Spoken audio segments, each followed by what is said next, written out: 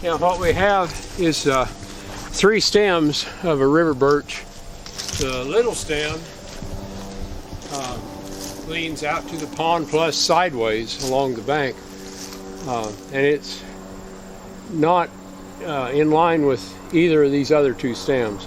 So I'm just going to drop it so it falls down next to the pond. Drop it sideways, it'll be out of the way.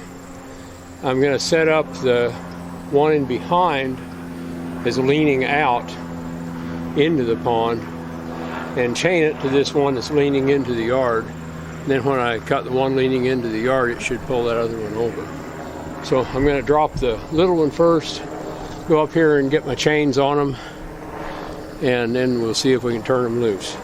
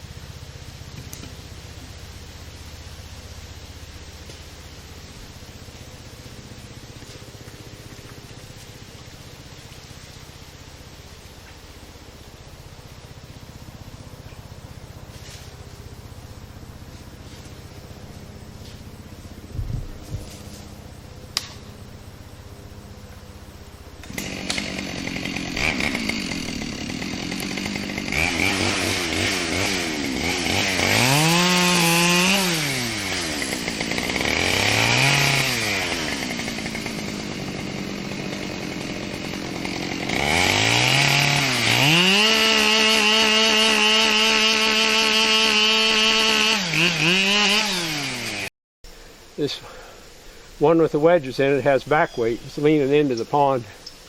It's a big tree, bigger than I want to try to jack out of there with the tractor.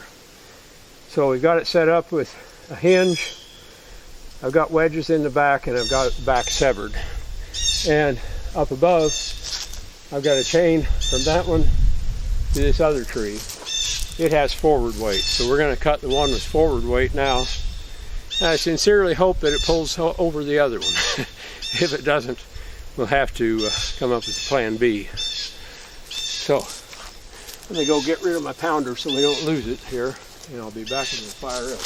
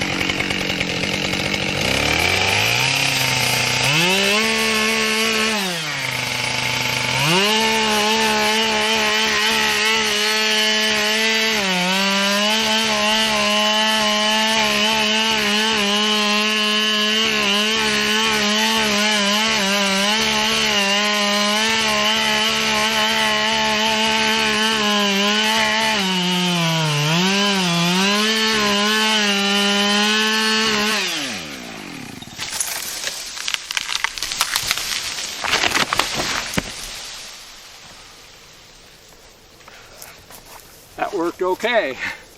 The hardest part was coming up that bank a step. We done it, Susan.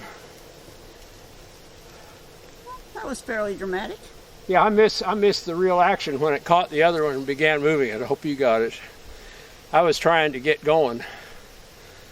And, you know, I've heard about cottonwood.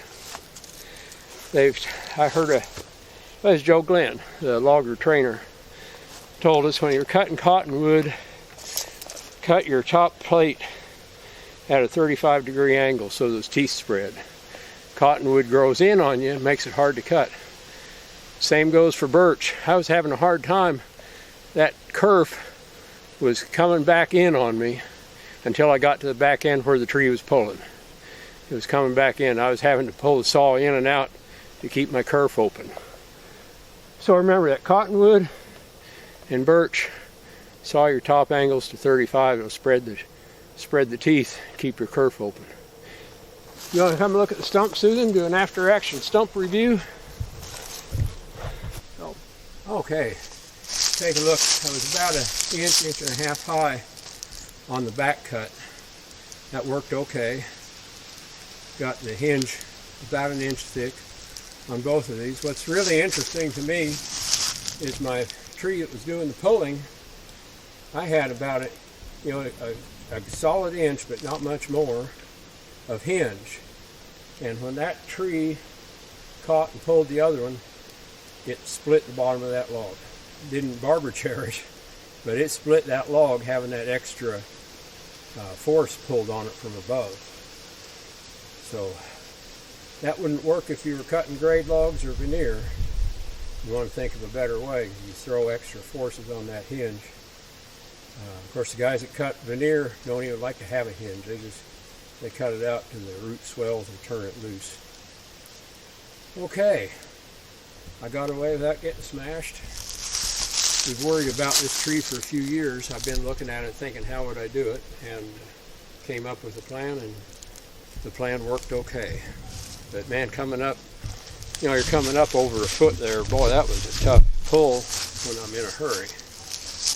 Okay, thank you very much for visiting. Keep your saw sharp. If you're cutting river birch or cottonwood, file that top angle to 35 degrees.